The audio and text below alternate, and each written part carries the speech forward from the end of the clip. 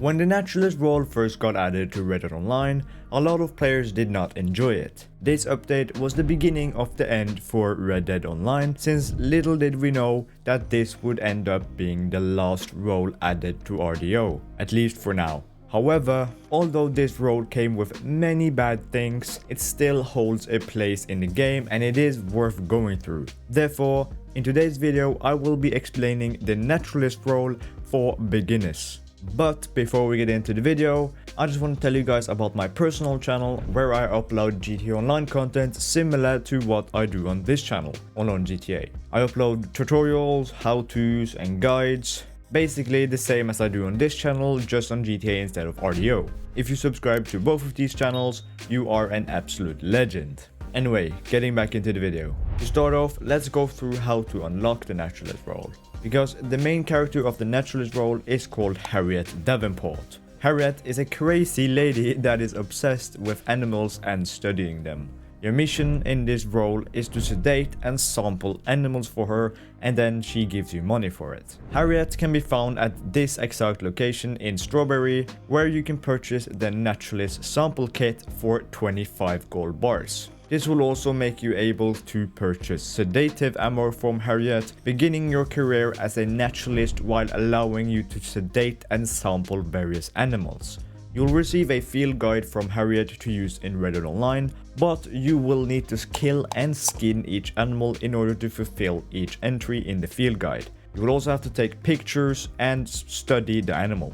We also meet another character, Gus Macmillan, who is also introduced when you first meet Harriet. We will talk about Gus a bit later. Right, so after you've paid the 25 gold bars to unlock the role, you can then go out and collect samples as long as you buy some sedative ammo for your varmint rifle. As I said, you can buy this from Harriet. After you bought the role, she will appear several places on the map with a magnifying glass icon. If you see any animal in the wild, shoot it with tranquilizers until you get a red hit marker, which is the same signal you get when you kill someone. At that point, you can approach the animal and take a sample from its body when it's been fully knocked out. This will then become an item in your satchel that you can exchange for money and Naturalist XP with Harriet. Let's go over the missions. At first, when you first start the role, you will only be able to accept Harriet's poached animal missions, where you will be sent to a location to kill poachers and then unlock a cage containing an animal that you can also sedate for an extra sample.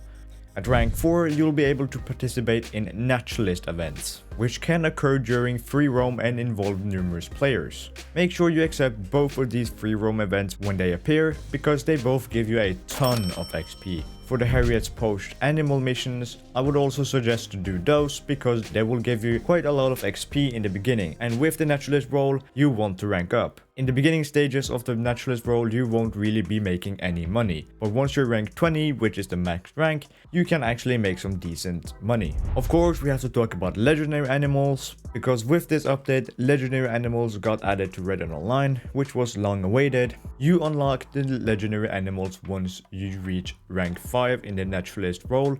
You'll then get a legendary animals map that allows you to explore the world looking for legendary animals. Also, you will have access to legendary animal missions where you will be collecting samples from legendary animals or killing and skinning the legendary animal and then taking the skin. These legendary animal missions give 400 plus Naturalist XP and also a legendary sample or a legendary skin if you choose to kill it that is worth extra XP at Harriet's camp. One side note, you cannot take the legendary animal skin to Harriet. If you do kill and skin it, you can then take Gus Macmillan's route, which is killing the legendary animal in order to then trade their pelts for items like trinkets and garments, but you won't earn any Naturalist XP for doing that. So yeah, for leveling up, I will just do exactly what Harriet says, and then later on you can do some of the stuff that Gus says, like trinkets and garments, because they give you some boosts. Now I want to go through some tips and tricks about the Naturalist role.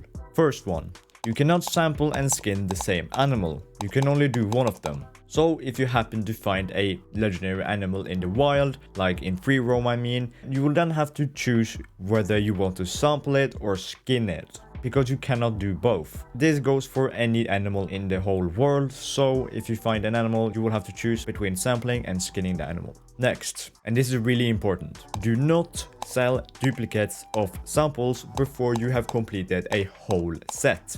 If you do this, you will basically waste that sample, since completing and selling whole sets is where you will earn the real money in this role.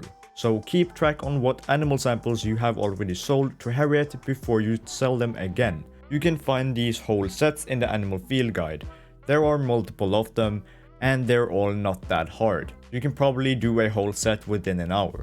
My third tip is use animal revivers. Yes, I know a lot of people say they are a waste of money, and they are completely correct. They are a waste of money because they cost a lot. But even though they are extremely expensive, before you hit rank 20, they're still worth doing in my opinion.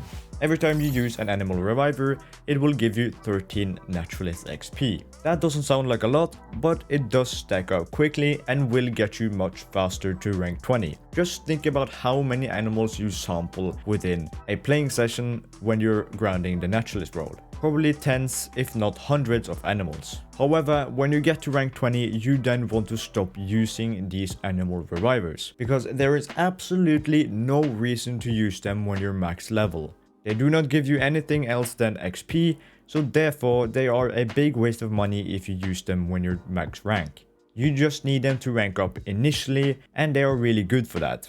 But only use them if you have a lot of money. If you don't have a lot of money, you can just rank up the old way, but it is a bit faster if you use animal revivers as well. Last thing I want to go through today is the trader method. And you may think, why are we putting the trader into this? The trader has nothing to do with the naturalist role. It actually has. The trader role and the naturalist role goes very well hand in hand, because the trader role needs animals to work and the naturalist role sources animals. So you can see like the pattern here. Basically, the best way of getting animals for the trader role is to go into legendary animal missions, which we talked about earlier in the naturalist role. And then instead of sampling those legendary animals as Harriet wants you to, you can then kill and skin the animal. You will then get the animal pelt to put on your horse or whatever. I recommend to have a hunting wagon and then just put it in the hunting wagon, because if you put it in the hunting wagon, it cannot be gone. If you log off or if you disconnect when you have it on your horse, the pelt will then disappear, but if you have it in the hunting wagon, it will never go away. So I recommend you just put it there. You can also save up pelts in the hunting wagon so you can stack up on these animals. Anyway,